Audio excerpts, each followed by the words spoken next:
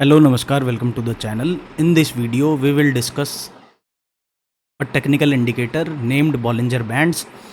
तो Bollinger Bands को समझेंगे कि क्या कैसे यूज़ करना है इस इंडिकेटर को, क्या ये हमें हेल्प कर सकता है ट्रेडिंग में और किस तरीके से कौन कौन से एसेट्स पे ये काम आएगा, कौन कौन से टाइम फ्रेम्स पे हम इसको यूज़ कर सकते हैं और किस तरीके से इसको यूज़ करके हम अपने ट्रेड्स में better entry and exit plan कर सकते हैं. This is the disclaimer for you guys. Let's get started. Why to trade using Bollinger bands. तो प्रोज समझ लेते हैं सबसे पहले बॉलिंजर बैंड के कि प्रोज क्या है. विजुअल वॉलेटिलिटी इंडिकेटर है. Width of the bands expand करती है और कॉन्ट्रैक्ट करती है मार्केट वॉलेटिलिटी के हिसाब से, जो हेल्प करता है ट्रेडर्स को क्विकली एक्सेस करने में मार्केट कंडीशंस. जब एक्सपेंशन और कॉन्ट्रैक्शन चल रहा है तो वो आपको वॉलेटिलिटी रिप्रेजेंट कर रहा है जो मार्केट के अंदर एग्जिस्ट करती है. सेकंड जो प्रो है इसका बॉलिंजर बैंड का, दैट इज़ कि बॉलिंजर बैंड स्क्वीज जो है ये one of the most popular strategy है टू एंटिसिपेट एक्सप्लोसिव ब्रेकआउट्स. बहुत बड़े बड़े ब्रेकआउट्स इस सिंगल एक स्ट्रैटेजी से मिल जाते हैं बॉलिंजर बैंड स्क्वीज से. Next, overbought and oversold zones को ये आइडेंटिफाई करने में हेल्प करता है. कैसे? जब अपर बैंड को प्राइस टच कर रहा है तो ये एक सिग्नल हो सकता है कि जो अंडरलाइंग एसेट है वो ओवरबॉट टेरिटरी में आ चुका है, और जब लोअर बैंड को टच कर रहा है प्राइस तो ये इंडिकेट कर रहा है कि ओवरसोल्ड कंडीशंस एग्जिस्ट कर सकती हैं. सर्टेनिटी नहीं है, प्रोबेबिलिटीज़ का गेम होता है ट्रेडिंग, तो प्रोबेबिलिटी के हिसाब से ही इसको समझना है हमें. हर एसेट क्लास में काम करेगा, स्टॉक्स हो, क्रिप्टो हो, फॉरेक्स हो, इंडाइसेस हो या फिर आपकी कमोडिटीज़ हो. कस्टमाइज़ आप इसको कर सकते हैं. कॉमनली जो इसकी एक मिडल जो मूविंग एवरेज आती है इसके अंदर वो SMA 20 आती है, सिंपल मूविंग एवरेज 20 पीरियड का. अगर आप 1 आवर टाइम फ्रेम पे हो तो पिछले 20 घंटों का एक एवरेज प्राइस शो करेगी. डेली टाइम फ्रेम पे हो तो पिछले 20 दिनों का एक एवरेज प्राइस शो करेगी, और 2 स्टैंडर्ड डेविएशन के हिसाब से इसकी जो बाय डिफ़ॉल्ट जो सेटिंग्स आती हैं वो ये आती हैं. ट्रेंड ट्रेडिंग और रिवर्सल ट्रेड करने में ये काम करता है. दोनों चीज़ों में ये हेल्प कर सकता है, ट्रेंड को राइड करने में भी, और कोई पोटेंशियल रिवर्सल अगर आ रहा है, अगर प्राइस रिजेक्ट कर रहा है अपर बैंड से या लोअर बैंड से, तो वो एक रिवर्सल का साइन हो सकता है. अब इसके कुछ कॉन्स हैं वो देख लेते हैं.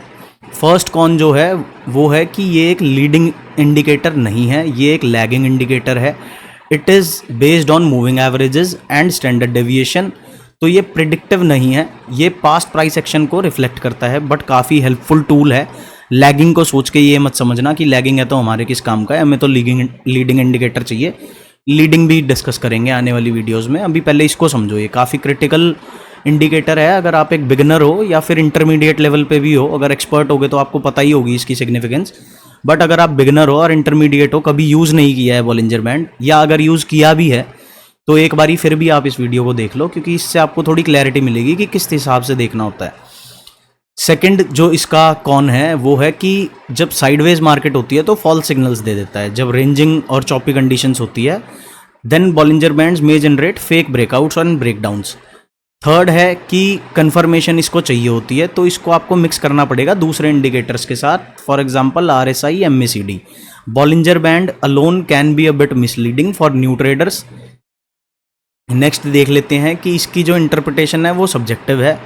जब ये किसी भी बैंड को अपर को या लोअर को टच कर रहा है, या तो वो एक ब्रेकआउट भी, कोई ट्रेडर उसको एज अ ब्रेकआउट देखेगा, कोई ट्रेडर एज अ उसको रिवर्सल देखेगा. It can be highly subjective, specially for new traders. Over time जब आप इसको यूज़ कर चुके होगे बार बार तो आपको इतनी दिक्कत नहीं आएगी. एंट्री एग्जिट प्रोवाइड नहीं करता है बाय इटसेल्फ, सिर्फ जोन्स शो करता है. एग्जैक्ट एंट्री और एग्जिट का लेवल नहीं देगा, स्टॉप लॉस के एग्जैक्ट लेवल्स नहीं देगा. थोड़ा सा आपको ट्रेडिंग एक्सपीरियंस रिक्वायर्ड रहेगा इसके अंदर, और कॉम्प्लीमेंट्री टूल्स जैसे और दूसरे इंडिकेटर्स का आपको इसमें कॉम्बिनेशन बनाना पड़ेगा. अब एक बारी चार्ट पे चलते हैं और समझते हैं कि हाउ कैन वी यूज़. यहाँ पर ये ट्रेडिंग व्यू है. ट्रेडिंग व्यू में आप इंडिकेटर वाली टैब में जाओगे, यहाँ पर जाके लिखोगे BB तो बॉलिंजर बैंड्स आ जाएगा. इसको आप अपने चार्ट पे लगाओ. अब ये डेली टाइम फ्रेम का यूरो USD का, हम इसको एक फॉरेक्स चार्ट पे देख रहे हैं, यूरो USD पे देखेंगे, GBP पे देख लेंगे, 2 फॉरेक्स पे देख लेंगे, फिर BTC पे देखेंगे और अपना निफ्टी पे देखेंगे कि कैसे काम करता है और क्या ये सारी मार्केट्स में काम करता भी है या नहीं. डेली टाइम फ्रेम पे देखेंगे, 1 आवर टाइम फ्रेम पे देखेंगे और 15 मिनट्स पे देखेंगे। अभी डेली टाइम फ्रेम का चार्ट है, यूरो यूएसडी का चार्ट है। यहाँ पर हमें एक चीज़ देखने को मिल रही है कि ये रेंजिंग मार्केट थी, यहाँ से लेके इतना ये एक रेंज था, रेंजिंग मार्केट थी। अपर बॉलिंजर बैंड को इसने टच किया, अपसाइड में मोमेंटम आया और जब तक बॉलिंजर बैंड के बाहर प्राइस रहा एक directional movement towards the upside मिला। फर्स्ट कैंडल जिसने बॉलिंजर के अंदर क्लोज दिया उसके बाद थोड़ा प्राइस नेगेटिव हुआ, रेंज बाउंड हुआ और अपने 20 मूविंग एवरेज के आसपास आके एक सपोर्ट फाइंड आउट किया और यहाँ पे स्क्वीज होने के बाद फिर से एक्सपैंड हुआ। तो यहाँ से लेके ये जो पूरा मूवमेंट है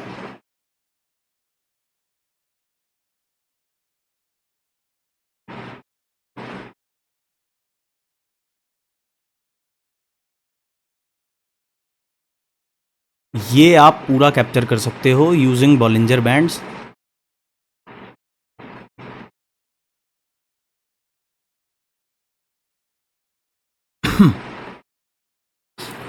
तो डेली टाइम फ्रेम पे हमने देख लिया, अब एक बार ही चलते हैं on smaller time frame 1 hour पे चलते हैं और समझते हैं कि कैसे हम इसको यूज़ कर सकते हैं ट्रेंड को आइडेंटिफाई करने में।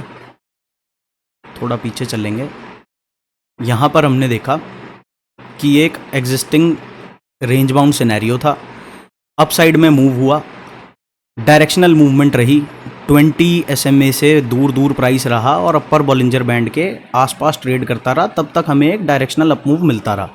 जैसे ही एक कैंडल नेगेटिव क्लोज हुई, यहाँ से लेके यहाँ तक हमारे पास एक हायर हाइज, फर्स्ट हाई, इसको मान लेते हैं first high, first low, second high, third high, फिर यहाँ पर एक हमें लो मिला और जैसे ही इस लो को ब्रीच किया इसने, जो एक अप ट्रेंड था वो फिनिश हुआ और यहाँ पर रिट्रेसमेंट ली। रिट्रेसमेंट के बाद अब हमें ये देखना है कि प्रीवियस एरिया ऑफ सपोर्ट किस तरीके से रेजिस्टेंस में टर्न होता है और कब हमें ये इंडिकेशन मिलता है कि अब अपसाइड में मूव करेगी चीज़। अब यहाँ पर हमने देखा कि एक हाई ये बना था, उसके बाद एक ये लो बना, फिर नेक्स्ट हाई जो बना it was lower than the previous high.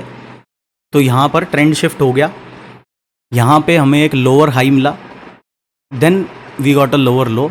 तो ये जो higher low and higher highs की एक ट्रेंड था यहाँ पर ये एंड हुआ, प्रीवियस हाई को ब्रीच नहीं कर पाया तो एक सेलिंग देखने को मिली, फिर से बिटवीन द बैंड्स आ गया। तो between the bands it remains as a no trading zone, no trading zone में रहा, साइडवेज मोमेंटम के साथ रहा। फिर अपने अपर बॉलिंजर बैंड को टेस्ट किया, वहाँ से फिर से रिजेक्शन लिया, लोअर बैंड के आसपास आके एक सपोर्ट फाइंड आउट किया, रेंज लोज के आसपास आके एक सपोर्ट फाइंड आउट किया और अप मूव किया, प्रीवियस हाई को भी निकाला और एक नए हाई के लिए चला गया। तो इस तरीके से यहाँ पर हमने समझा इसको कि जब प्राइस अपने लोअर बैंड के आसपास आ जाता है तो मतलब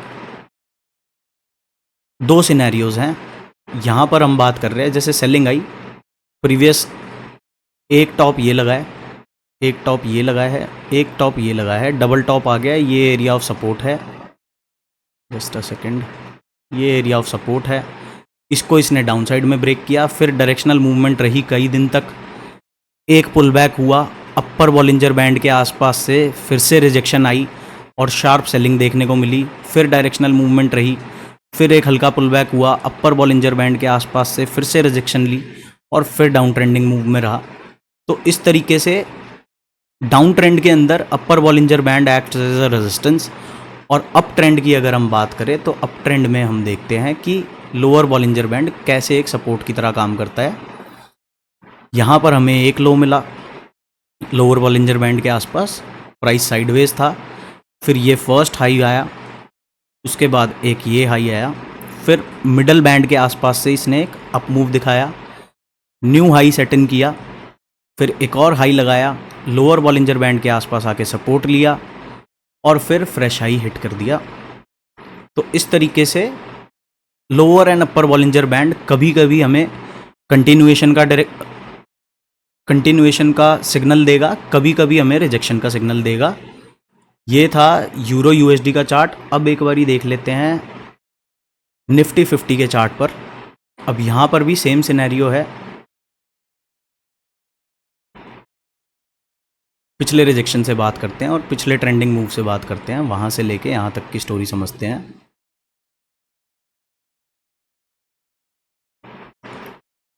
इस पूरे जोन में ऑलमोस्ट रेंज बाउंड था निफ्टी 50। फिर ये इलेक्शन के टाइम पे हमें काफ़ी स्टीप सेलिंग देखने को मिली। उसके बाद अपसाइड में इसको ब्रेक करके और अपने अपर बॉलिंजर बैंड के आसपास प्राइस ने ट्रेड करता रहा। जब तक ये होता रहा तब तक न्यू हाई सेट इन होते रहे। फिर लोअर बॉलिंजर बैंड के आसपास आकर ये एक हाई लगाया। उसके बाद यहाँ पर एक सपोर्ट फाइंड आउट किया लोअर बॉलिंजर बैंड के आसपास। फिर एक फ्रेश हाई बना। फिर मिडल बैंड के आसपास से सपोर्ट लेके और अल्टीमेटली एक blow of top kind of high लगाया। उसके बाद रिजेक्शन देखने को मिली। जो प्रीवियस एरिया ऑफ सपोर्ट था ये वाला, जहाँ से एक अप मूव देखने को मिला था, ये वाला यहाँ से लेके यहाँ तक काफ़ी स्पीड से निफ्टी 50 आया। कोशिश किया बुल्स ने प्राइस को ऊपर ले जाने का, बट मिडल बैंड के आसपास से ही फिर से एक स्टीप सेलिंग देखने को मिली और लोअर बैंड के आसपास प्राइस हिट करता रहा और डाउन साइड में मूव करता रहा। तो every time when price reaches the lower band, ये मतलब नहीं है कि कंप्लीट हो चुका है, सेलिंग कंप्लीट हो गई है और यहाँ से एकदम से बाइंग आ जाएगी। कंटिन्यूएशन भी दिखाएगा ये आपको, रिवर्सल भी दिखाएगा। फिर उसके बाद थोड़ा आगे चलते हैं, देखते हैं किस तरीके से ट्रेड किया। अब यहाँ से यहाँ तक हम थे higher highs and higher lows की टेरिटरी में। Higher high and higher low, higher high and higher low. यहाँ से हायर हाई हायर लो चल रहा था। एक बारी रिजेक्शन मिलने के बाद, मिडल बैंड से सेलिंग आने के बाद, अब जब डाउन ट्रेंड में प्राइस है, now upper band will act as a area of resistance. यहाँ पर हमें दिखा कि प्राइस ने अपर बैंड को अप्रोच किया बट अल्टीमेटली उसको ब्रेक नहीं कर पाया। कुछ दिन साइडवेज रहने के बाद फिर से प्राइस ने लूज कर दिया अपना एरिया ऑफ सपोर्ट और फिर से एक डायरेक्शनल सेलिंग के लिए चला गया प्राइस। तो डाउन ट्रेंड में upper band acts as a resistance and up trend में lower band acts as a support area. अब बात कर लेते हैं अभी अल्टीमेटली क्या हुआ है। अब यहाँ पर हमने देखा कि पिछले 1-1.5 महीने से एक रेंज डेवलप हो रखी थी। आज काफ़ी ब्यूटीफुली निफ्टी 50 ने अप साइड में बॉलिंजर बैंड को क्रॉस किया है। तो अब ये क्या दिखा रहा है, ये सीरियस बाइंग दिखा रहा है। और जिस तरीके की ये कैंडल यहाँ पर बनी है, पूरा रेंज को ब्रेक करके बुलिश कैंडल बनी है, फुल बॉडीड कैंडल है, कोई बहुत ज़्यादा बड़ी अपर विक नहीं है। तो यहाँ पर कोई साइन ऑफ वीकनेस नहीं है। अब यहाँ पर क्या होगा, अब यहाँ पे हम समझेंगे एक्सपेंशन एंड कॉन्ट्रैक्शन वाला मामला जो है। यहाँ से यहाँ तक आपने देखा होगा, एक सेकेंड, यहाँ पे आपने देखा होगा कि बॉलिंजर बैंड बहुत ज़्यादा चौड़ा नहीं था, कॉन्ट्रैक्ट हो रखा था। तो जब तक बॉलिंजर बैंड कॉन्ट्रैक्शन में है तब तक price will remain range bound. एक बारी एक्सपेंशन वाला मामला आ गया, उसके बाद ट्रेंडिंग हो जाता है प्राइस। यहाँ से एक्सपैंड होना स्टार्ट हुआ तो प्राइस ट्रेंडिंग हो गया। यहाँ पर भी एक्सपेंडेड था, यहाँ भी ट्रेंडिंग हो गया। अभी करंटली देखेंगे तो पिछले कुछ दिन से कॉन्ट्रैक्ट हो रखा है और अब एक्सपेंशन पे आया है। ये हम निफ्टी 50 की बात कर रहे हैं। तो अब यहाँ से हमें कई दिनों तक अप साइड की मूवमेंट देखने को मिल सकती है। अब बात कर लेते हैं एक बारी गोल्ड के ऊपर। गोल्ड में भी हम देखें तो काफ़ी ब्यूटीफुली चलता है। अब यहाँ पर हम देख रहे हैं एक प्री एग्जिस्टिंग कंसोलिडेशन रेंज था, नैरो बैंड्स हैं। तो कंसोलिडेशन में था प्राइस गोल्ड का काफ़ी टाइम तक। अप साइड में ब्रेक किया लार्ज वॉल्यूम कैंडल के साथ। जब तक बॉलिंजर बैंड के बाहर प्राइस ने closing the one after the other, तो प्राइस अप ट्रेंड में मूव करता रहा। एक क्लोजिंग मिली हमें बॉलिंजर बैंड के अंदर, प्राइस हो गया रेंज बाउंड। अपने मिडल बैंड के आसपास आके फिर से एक स्ट्रेंथ आई और फिर से एक ट्रेंडिंग मूव देखने को मिला। यहाँ पर अब हम देखें तो first high, first range breakout, first high, first low, another breakout, continuation. यहाँ पर आके हमें फिर से एक एरिया ऑफ सपोर्ट मिल गया और फिर से एक रेंज डेवलप हो गई। अब यहाँ पर हम क्या देखेंगे कि जब तक ये रेंज डाउन साइड में ब्रेक नहीं होगी तब तक जो बायस रहेगा वो रहेगा टूवर्ड्स दी अपसाइड। अब यहाँ पर आने के बाद प्राइस रेंज बाउंड हो गया। रेंज बाउंड होने के बाद अपसाइड में मूवमेंट करी, अपसाइड में इसको ब्रेक किया और फिर से higher highs and higher lows की एक ट्रेंड सेट इन कर दिया। First high, first low, second high, second low, third high, third low and fourth high ultimately. तो यहाँ से लेके यहाँ तक हम higher highs and higher lows की टेरिटरी में रहे। अप ट्रेंड था तो lower band and middle band will act as a area of support. Ultimately extreme oversold zone में जाने के बाद जब बॉलिंजर बैंड के अंदर ही कैंडल क्लोजिंग मिलने शुरू हो जाए तो इसका मतलब है कि ट्रेंड हैज़ एग्जॉस्टेड और अब यहाँ से सेलिंग देखने को मिल सकती है। यहाँ पर आप देख रहे होगे 1 2 3 दिन हमें क्लोजिंग मिली, फिर 2 दिन अंदर मिली, फिर दोबारा से प्राइस बॉलिंजर के बाहर ही क्लोज करने लगा। तो अब ट्रेंड इंटैक्ट रहा। अंदर क्लोजिंग मिलने के बाद एक कॉन्ट्रैक्शन के लिए चला गया, फिर अपसाइड में मूव किया। अब फिर से प्राइस को अगर आप देखोगे तो again it is range bound, but अब जो बायस है यहाँ पर फिर से रेंज बाउंड हुआ। ये एक प्रीवियस हाई था, ये रीसेंट हाइज थे, यहाँ से double top kind of scenario बनाया, बट लोअर बैंड के आसपास आके सपोर्ट लिया। क्यों लिया? क्योंकि अप ट्रेंड में कोई चीज़ थी, तो अप ट्रेंड में lower band acts as a area of support और अपर बैंड हमें बताता है कि price is going to continue.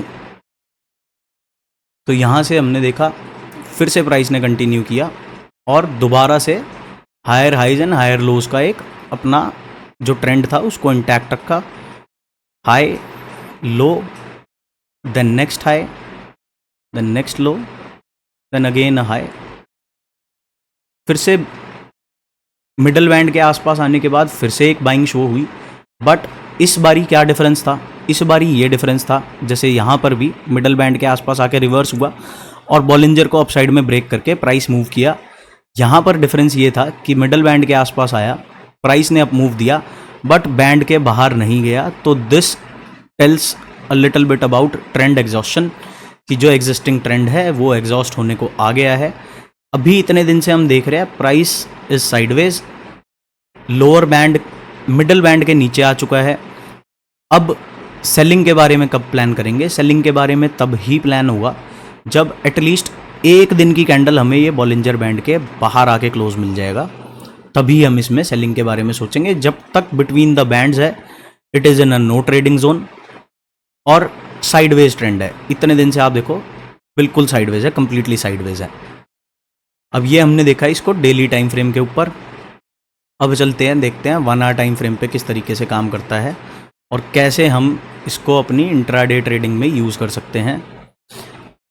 यहाँ से लेके यहाँ तक प्राइस रेंज बाउंड था, नैरो बैंड्स थे, कंसोलिडेशन में था, अप मूव मिला, लो मिडल बैंड के आसपास से आके एक सपोर्ट फाइंड आउट किया, फिर अप मूव दिया। जब बैंड्स कॉन्ट्रैक्ट हो रहे हैं तो मतलब आप ये समझो कि volatility is about to kick in. अभी भी कॉन्ट्रैक्ट चल रहा है, काफ़ी नैरो बैंड्स हैं, तो मतलब big move is around the corner. Direction पता लगेगी एक बारी, जिस साइड में मूव करेगा प्राइस उसके हिसाब से ही। यहाँ पर हम देख रहे हैं अपर बैंड के आसपास से आके एक सेलिंग दिखने को मिली और अब लोअर बैंड के आसपास। इस तरीके से आप देखोगे चीज़ को तो आपको थोड़ा बहुत क्लियरिटी मिलेगी कि कैसे ट्रेंड को आइडेंटिफाई करना है और कैसे उसको राइड करना है। So this is all in this video. मिलते हैं नेक्स्ट वीडियो में। बाय बाय, जय श्री राम।